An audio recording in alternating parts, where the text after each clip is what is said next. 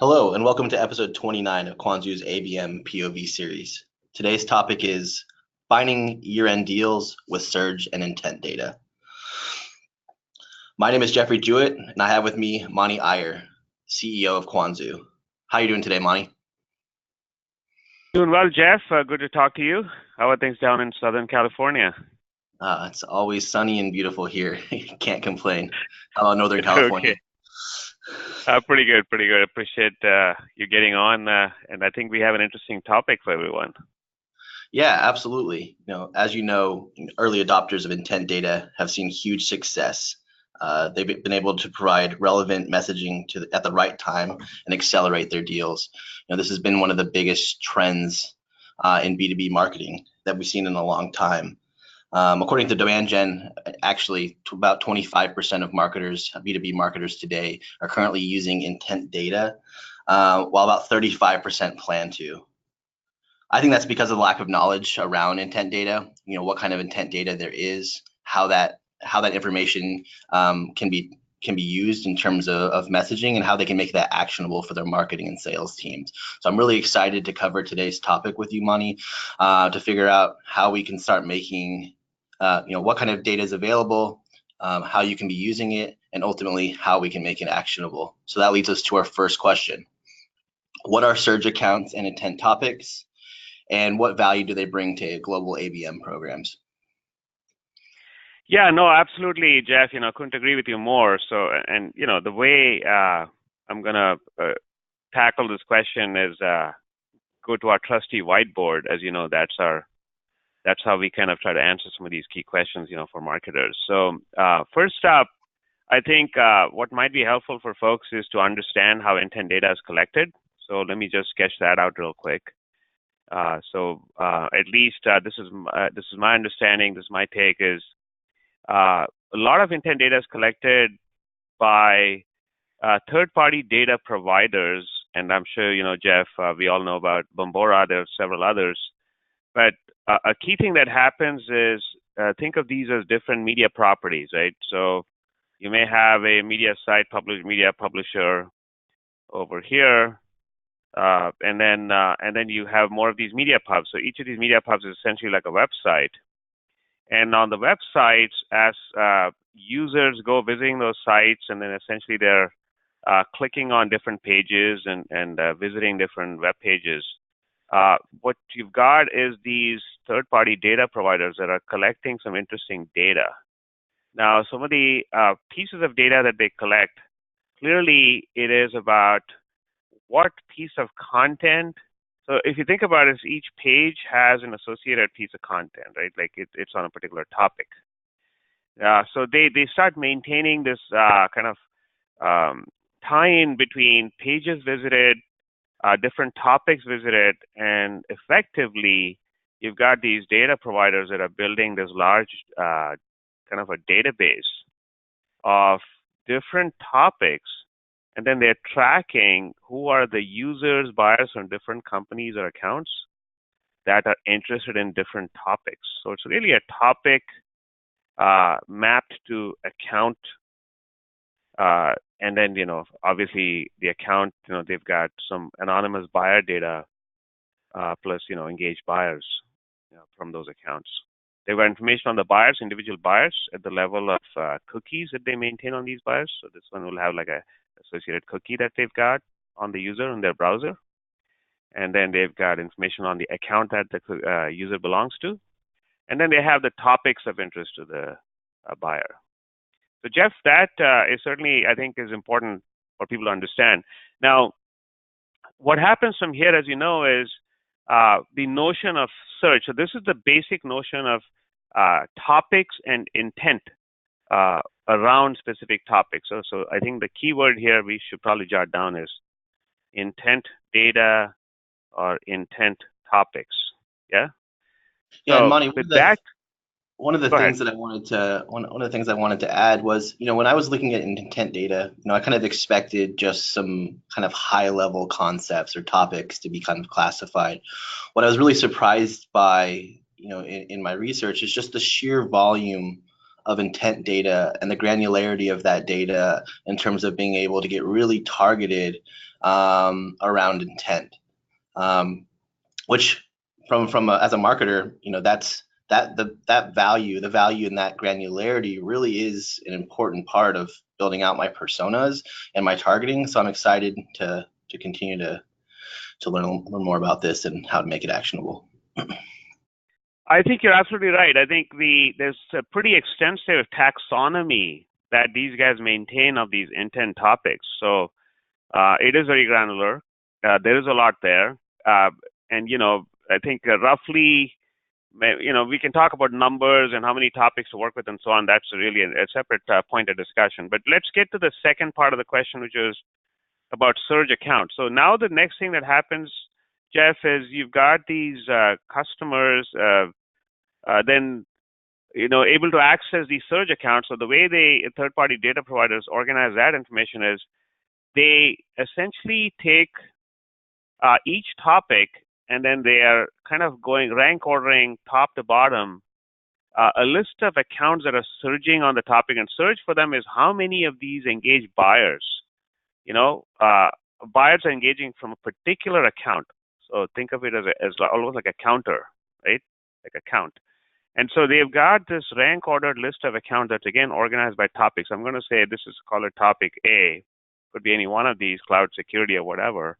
And then you've got a list of accounts that are organized top down. So you'll have, account A, account B, account C, and so on.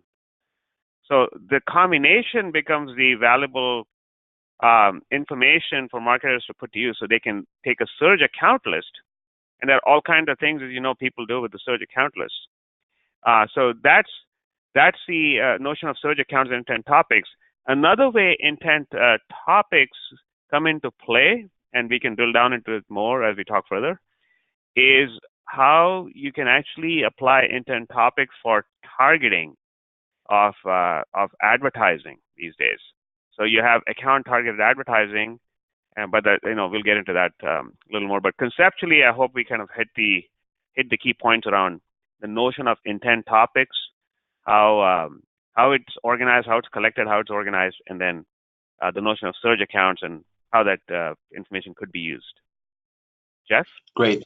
Thank you, Monty. So to kind of recap really quickly. So across the web, we're tracking B2B companies and the types of pages they're visiting. We're classifying those visits in terms of different characteristics regarding that page, and being able to say, hey, this person's out here, they're looking for an ABM ad tech, or they're looking for a marketing automation vendor, or they're looking for a CRM vendor, right? And that type of information is collected based on the type of pages they're visiting.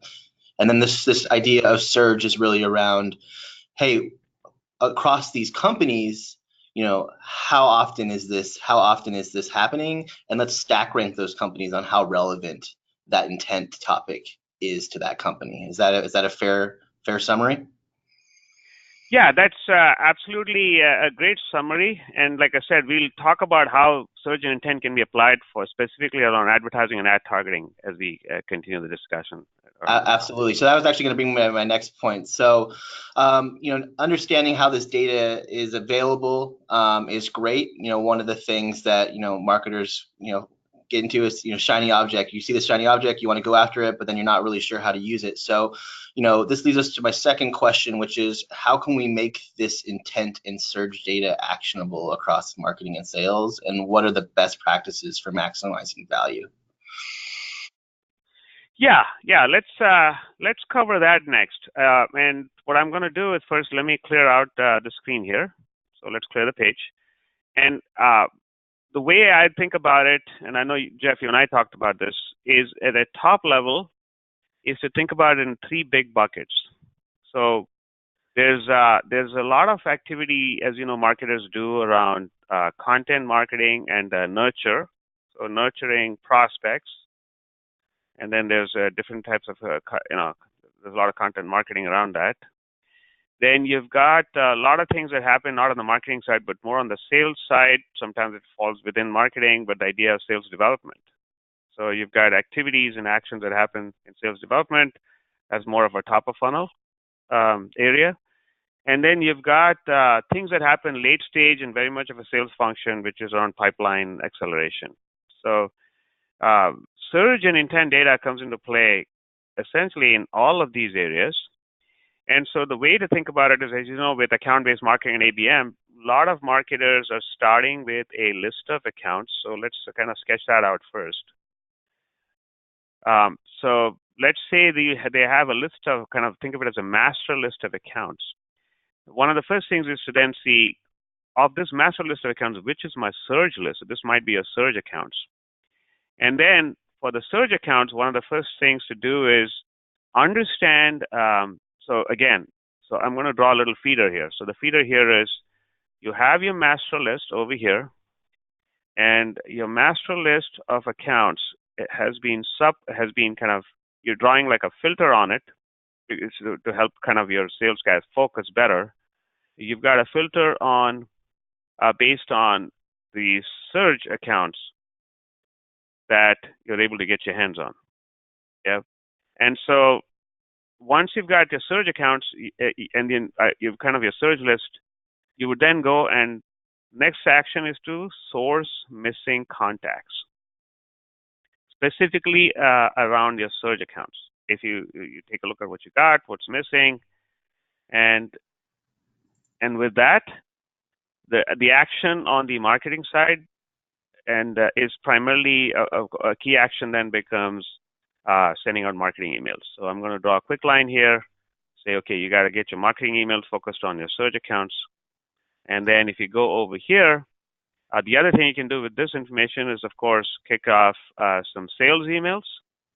And then you can, of course, also take the entire list of accounts here.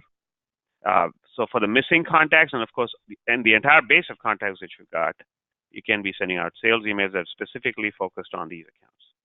So I'm going to sketch that out here. While you sketch that out really quickly, one of the things that I think is super relevant is, these sales emails that you're able to send at this point become a lot more targeted. You know that they're in the market for something. So this idea of having to start out with, kind of colder content or colder asks around your content, might not necessarily be the best practice. You might actually be able to dive a little deeper, get them into some more meaty, some more technical types of content here, because you know that this is something that's top of mind for them. So you can kind of skip some of that top of the funnel messaging and really dive into things that are going to correlate or align well with your sales process, and hopefully speed these people through the sales development process to qualification faster. Yeah, absolutely. And then just to fill out this story here, the late stage story here is around same thing. If you have certain accounts that are in kind of a late stage opportunities, again, you overlay your search list on there, and you can now understand all kinds of things around these guys, right? I think, Jeff, you and I talked about how you might even know if the opportunity is at risk because the customer is still looking around. Yeah, not only opportunities at risk, but even if you're looking at your renewal opportunities, the pipeline from a renewal perspective, you definitely know which of your clients are at risk, because if suddenly a happy client begins researching, new CRM vendors and you're a CRM company, then that client's at risk. And that might change the way you negotiate, might change the way how much handholding you provide that account. And these are the types of signals that really make intent and surge data valuable to B2B marketers. Yeah, and the other thing I think we noted was the surge, again, just like in the sales email stage for top of funnel, the surge information allows you to focus your value prop in your messaging, right? To basically hone in on exactly the right things to be telling these, talking to the prospect about. Yeah, absolutely. I mean, it really is, the surge and intent data really is the missing link for B2B marketing in terms of targeting. One of the things we've had for years is the ability to be able to go out and build our audience. And then, things got more specific with some of the the technologies around lookalike, audiences. And so we were able to take that a step further and be able to go and buy our lookalike audiences and really build out our addressable market. But then, now you have this big database and you're kind of putting them through a process to try to get them to engage, but you don't necessarily know how to prioritize. So you use you use that lookalike modeling to kind of prioritize accounts, but now you're able to say, hey, I have this intent data. I want to get more granular. I want to take the best segment of my list and I want to maximize the potential from it. And this really gives a B2B marketer that power. Right. And so, Jeff, I wanted to obviously touch upon Abm Advertising, right? So as you can see, it plays a role in every step. So you can use it for nurturing. You can use it for top of funnel to kind of give air cover to your sales team. You can also do it for late stage pipeline acceleration. And so essentially what we've seen customers do is use the same surge account list to prioritize which accounts get the advertising air cover, meaning where do you focus your ABM ad spend. The second thing we've seen is the use of intent topics as a way to filter. So you might have, a particular, as you know, we tend to start with these accounts, and then from the accounts we turn a list of accounts into an audience segment. And so here you have an audience segment, which, top level, the audience segments that you build for Abm Advertising is based on the account and the kind of buyer persona, the buyer persona meaning their seniority and their, job function. Are they in marketing, sales, IT, finance? But what's interesting here is now you can layer on yet another filter. And the other key filter I wanted to highlight here, Jeff, is the notion of the intent filter. So the intent topics that these people are surging on and looking around for becomes another filtering layer for running much more effective ABM advertising programs. Jeff.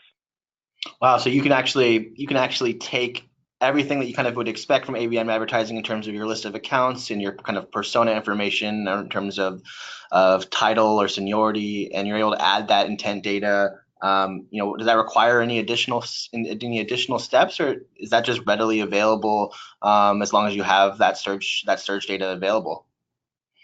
Yeah, so obviously you will need to, we help clients with this. We have access to specific partners we work with, such as Bombora, that are able to, do this additional layer of filtering and for the customers in terms of the audience segments that we create for them. Can also be done through Oracle Data Cloud and BlueKai. So there's a couple of different ways they can do this, and certainly the surge accounts, they will want to have basically data provider partner. They'll need to license that separately, but they can apply, they can source surge accounts through a separate license from a partner data provider, and then they can work with us at Quanzu on serving up these ABM advertising programs with that are layered with the intent topics. Jeff. Got it. Okay, well that was super helpful and also a great segue into our topic for next week. So for episode 30 for our next episode. So next time, Friday, December 7th, we'll be covering all-in-one or best-in-class ABM, making the right choice. That's a really exciting topic and really aligns with what Mani was just saying regarding ensuring that the existing partners or existing vendors that you're working with are going to be aligned with your ABM vendors. So thank you again, Mani, and looking forward to chatting with you next time. Sounds good, Jeff. Have a good rest of the week. All right, you as well.